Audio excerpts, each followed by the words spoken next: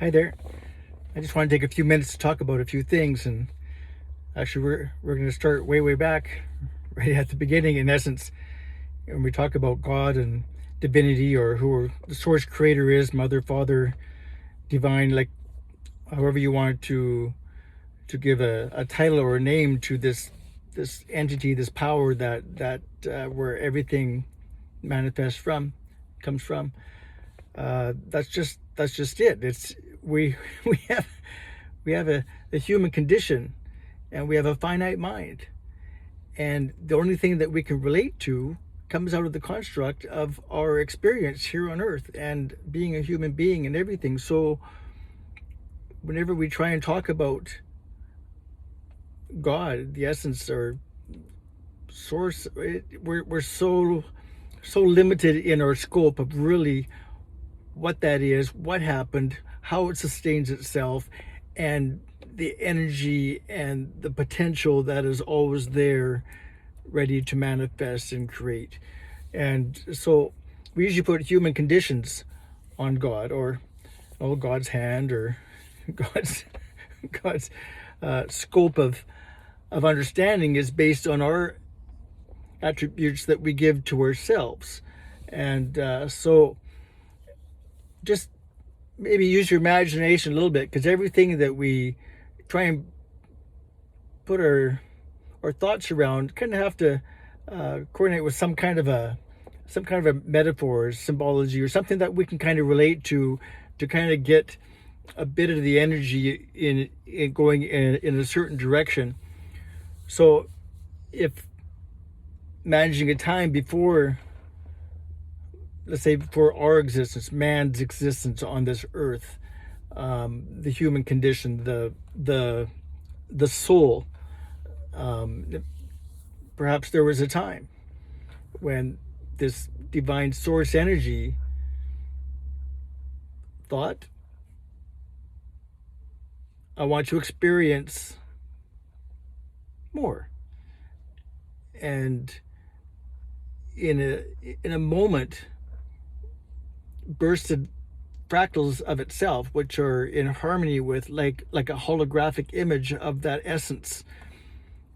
And the fractals throughout space and time, or all dimensions, and that energy, there's a soul incarnated in that energy, and goes out to experience, to live in this playground. With Earth, it's a playground of free will, duality, lots of density, lots of experience that we can navigate through, and all this goes in like a feedback loop back to the all that is, in such a collective divine consciousness that's always moving and morphing and taking information and just gleaning energy. So it transmutes energy all the time. And so in essence, the true essence of us even just being where we are is to experience. It's for us to feel energy, to decide what to do with that, either to embrace it, to take a look at it, dissect it, to transmute it into maybe something different. So the choice points there is depending on our perspective as to maybe where we come from, or actually who God's source is. So if you think about God being love, just the essence of love, kind of like the fibers that weave everything together to sustain everything. You look at all the particles, the nucleus, and the protons and neutrons, all that space in between, all that empty space. Let's just call it love. For just in our way of thinking at this point, and everything that is creation comes from an energy of love, and everything that is healing comes from an energy of love. Everything that is problem solving comes from an energy of love. Everything that is everything has an experience. And even the dark things on duality, there's an experience there that we can learn to expand our soul's growth, and that experience is given to us out of love. So let's say love on a spectrum, it has its maybe its frequency as well, from being not so pure to being unconditionally pure and divine. And I don't think in the context of our experience at this point does anyone really know really what that means, because our finite mind, our limited heart space, and our growth of our soul can hardly imagine that kind of capacity. We aren't divine masters at this point. We're working perhaps towards that. Different dimensions, as you start to look at, there's maybe more of a process, but the more you look and the more you hear and the more you digest information and energy, it's like, wow, we're just starting kind of our evolution. We're kind of starting our first ascension into the next gateway of something that transcends the core density that we're dealing with right now. So all this to kind of paint a picture as far as our growth. You look at that love and how amazing that is, but to take one notch higher, been contemplating the fact that something that may be almost perhaps trumps love, or is a higher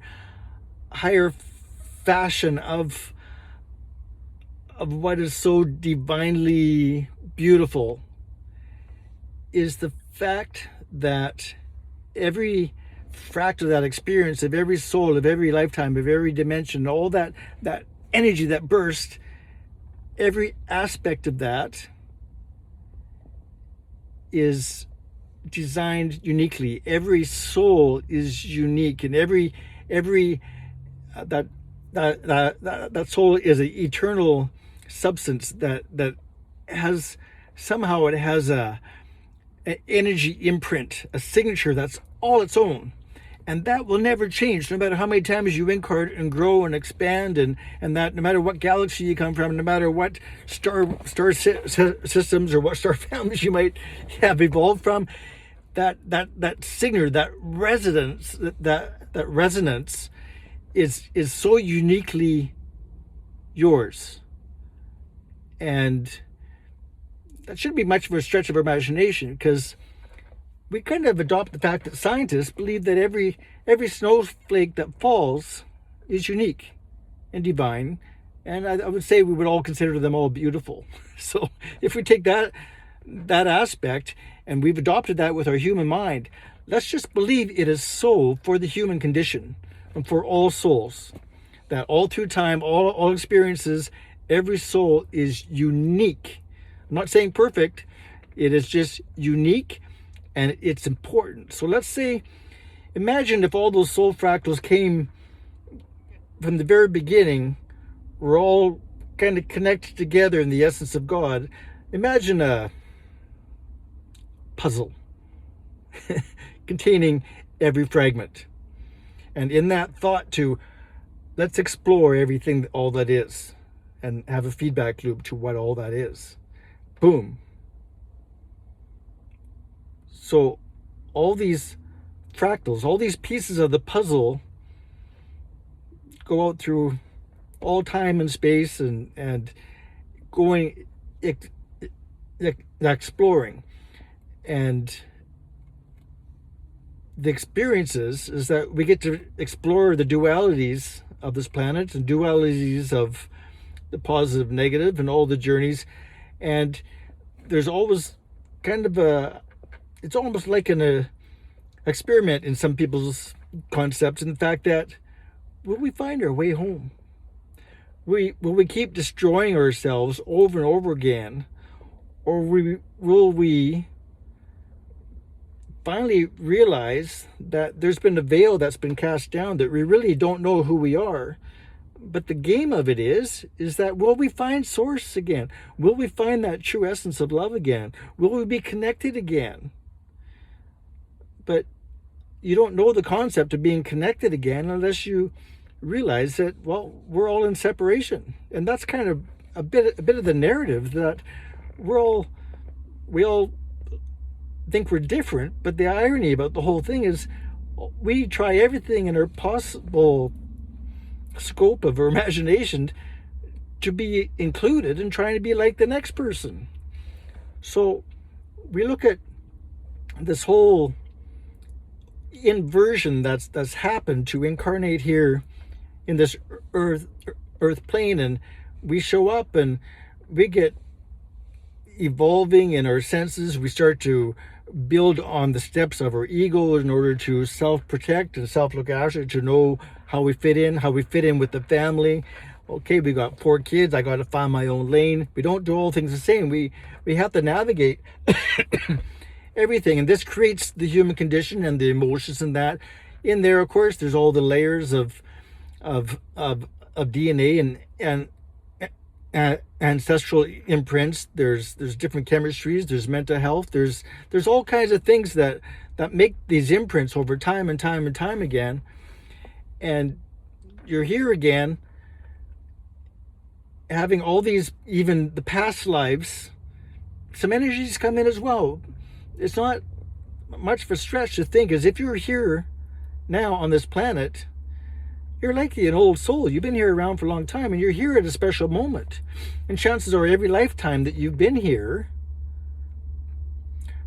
perhaps you died for your faith. Perhaps you've always had an energy that you're trying to get back home, but you don't really maybe know what that is, or you have certain gifts or talents, or you have little secret things that you can't just share. It's not safe.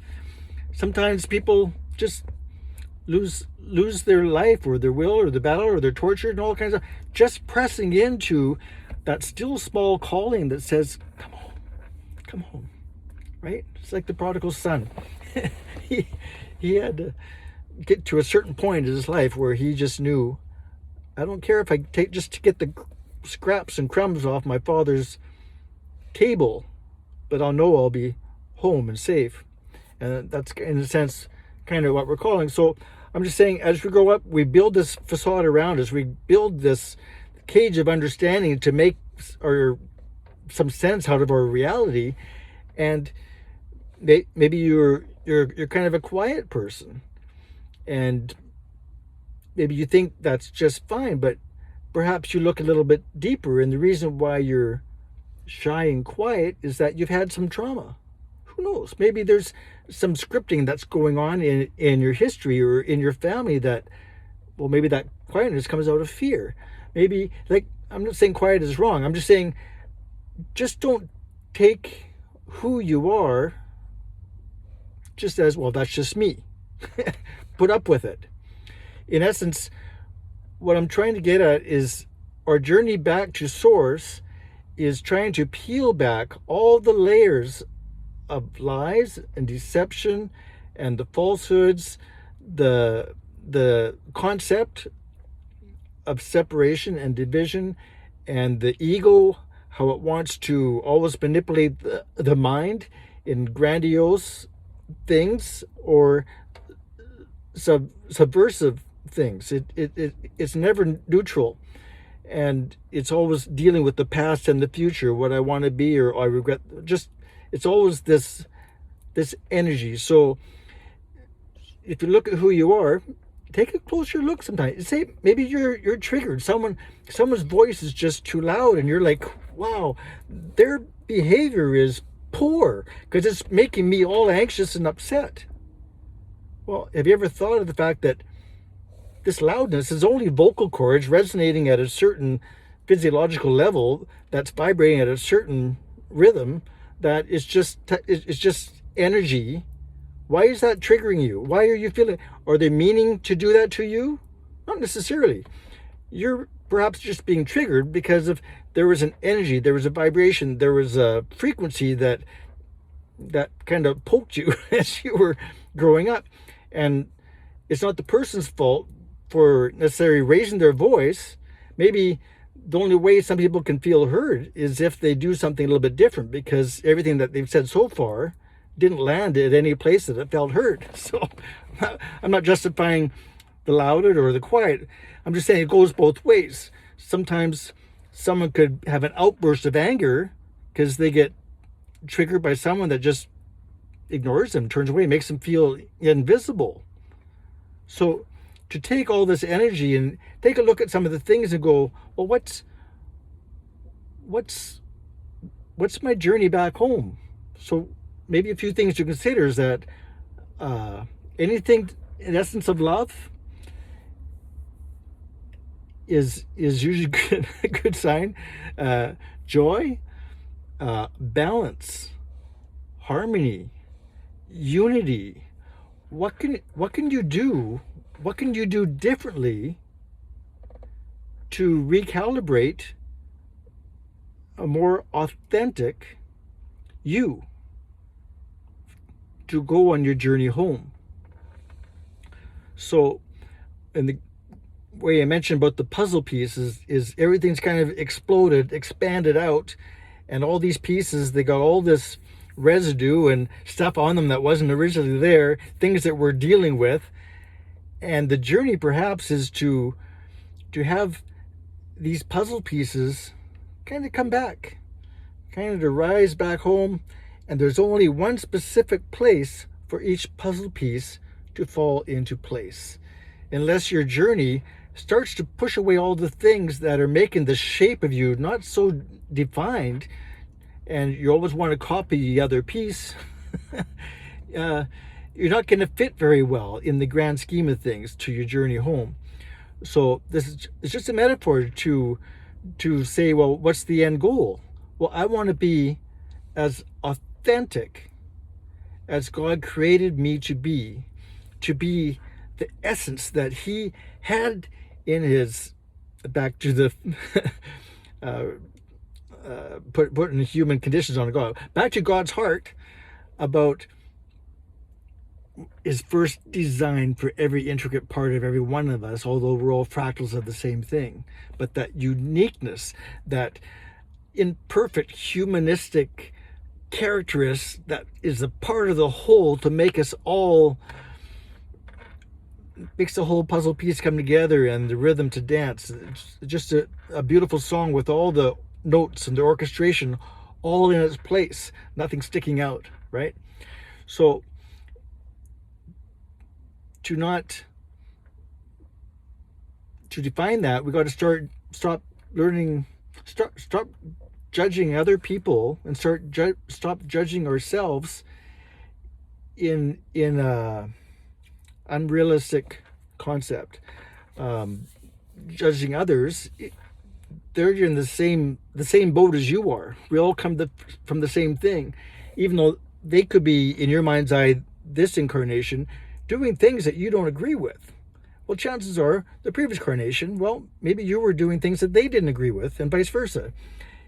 Again, it's a journey. What's the soul essence? Are we going to appreciate the gifts that each of us have? Or are we going to appreciate how people are finding their own lane, their authenticity, they're living in their true true understanding of what makes them tick, what makes them feel good about what they are? We take these things, and when I say to take a look at things and to let things go that don't serve us well anymore, to see things objectively that haven't served us before, what we do with that energy, let's say if we recognize an energy that isn't in balance with where we want to live or how we want to move on with her life, we take that energy. Let's say it's can't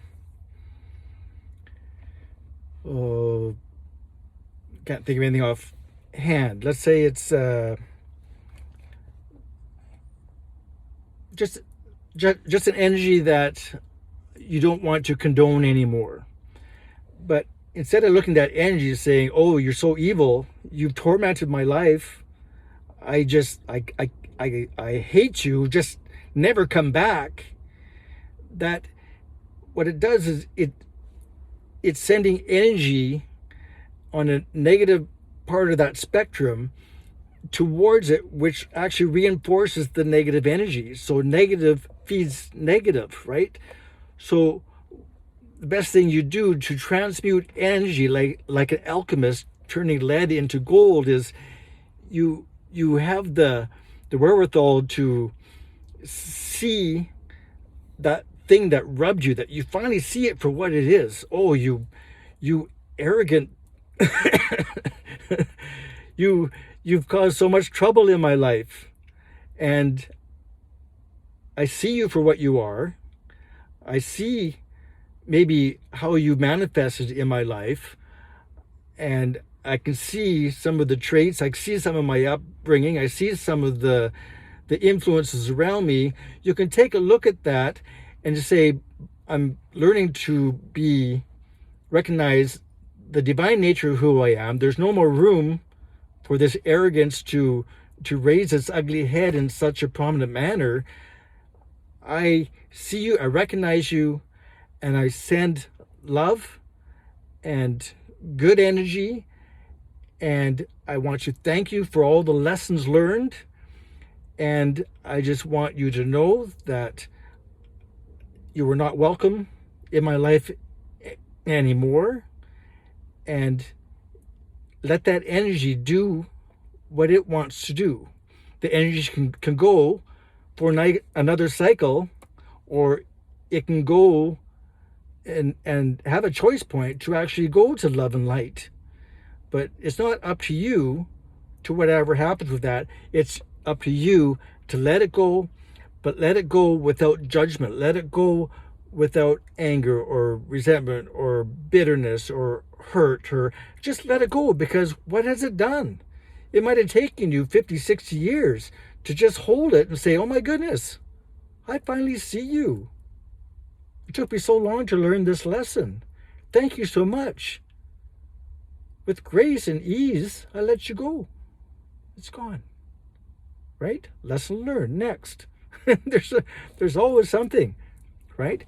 So let things go out of love and no judgment. They're there to serve a purpose. There's people in your life that are there to serve a purpose. They were introduced maybe as soul contract before you incarnated to me, a mirror that rubs you in a certain way that gets you so frustrated. Right? We all can pick out a few of those personality types, right? So accept it as, wow, what's my choice point? How can I be humble and loving? And how does love fit in this equation, right? Just how can we transmute this energy that is rubbing me a different way, that I'm starting to realize that I want to transmute it differently, to let it go, so I don't have that attachment holding me back from my true authentic self. What do? Choice points. Always a choice point. And you can always do it with love, integrity, joy in your heart, and so on and so forth. So you get to the point where you think in your head, how can I authenticate myself? How can I find out that I'm the real me, and I'm okay with this part of me, what you accept and what you don't accept? And we're talking about accepting your journey and the harsh points that created you who you are, but to embrace those points and say, wow, I don't have to regret who I am. In fact, I can embrace aspects about me that I didn't become this person unless I went down that journey. So you take inventory of your life, and you have your own quickening in your spirit as to what brings you joy, what brings you sustenance, what brings you an essence that you go, I'm aligned. I'm okay with that. In fact, I'm a better person for that because I'm more empathetic. I'm more genuine here and there and so on. So to learn to embrace the things that maybe your community or your family or your friends might consider flaws, or or Hollywood has a certain standard, and everything that doesn't match that, you think, well, it's not good enough. Maybe your body image isn't what you had hoped it would be based on the people around you, based on Hollywood and the images and the models, the magazines, and all this stuff. It's all there just to cause separation, a discontent. Can you stand in the mirror, look yourself in the face, in the eyes, and say, love you. Thank you for this journey. I appreciate you. Can you look at your body? Say thank you for letting me travel this density in this suit. It's not perfect, but thank you for the experience. And there's flaws. Maybe can you look in the full-length mirror, strip naked, and say, I'm okay with these pounds. I'm okay with this type of skin. I'm okay with these freckles or skin color. I'm okay with this hair or no hair. I'm okay with these breasts or no breasts, and so on and so forth.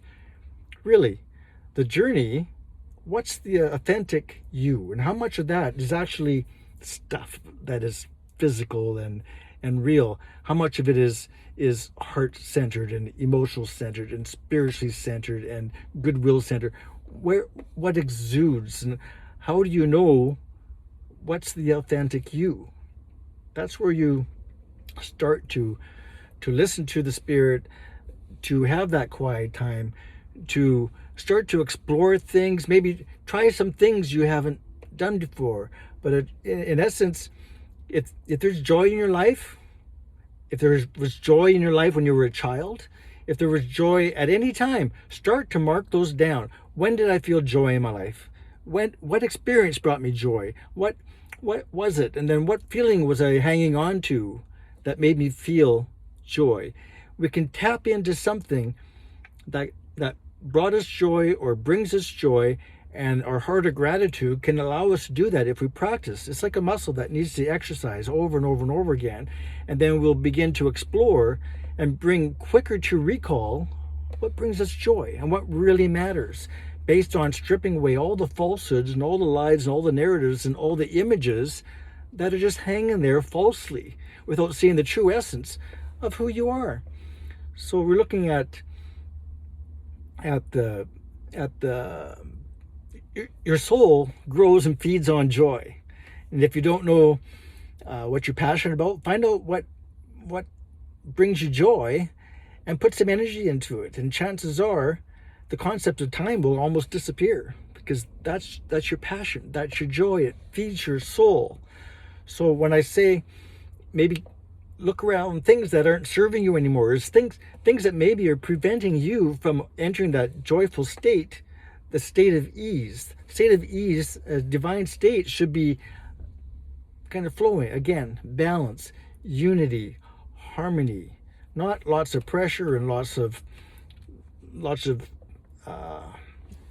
things that are overwhelmingly negative on a negative spectrum. So reach for the positive things. You'll know what's positive in your heart. That'll continue to rise.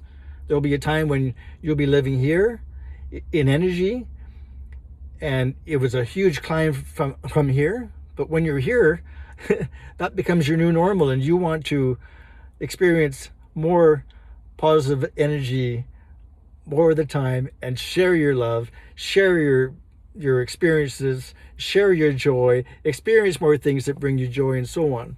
So find out, look around you, what lights you up, what gets you excited. And my goodness, I'm 60 years old, and it's like I still sometimes just what have I experienced enough to really know what lights me up? But I look back and realize, wow, I've been doing things that I should have always been doing. There's things I've been true to myself, no matter how hard some of my journey has been. There's been something that I've always pressed into. It's probably the same thing I pressed into maybe hundreds or thousands of lifetimes. I'm always pressing in to that mark of having made a difference in the positive spectrum towards my journey home. So back to being the most beautiful, authentic you, try and see yourself the way the divine sees you, the way that he manifested your soul's blueprint in his heart of desires and energy. And just let's see what we can strip away to let that light shine. Let that shine throughout your community, throughout your family, throughout your workplace. That, I believe, is our journey home, and it should become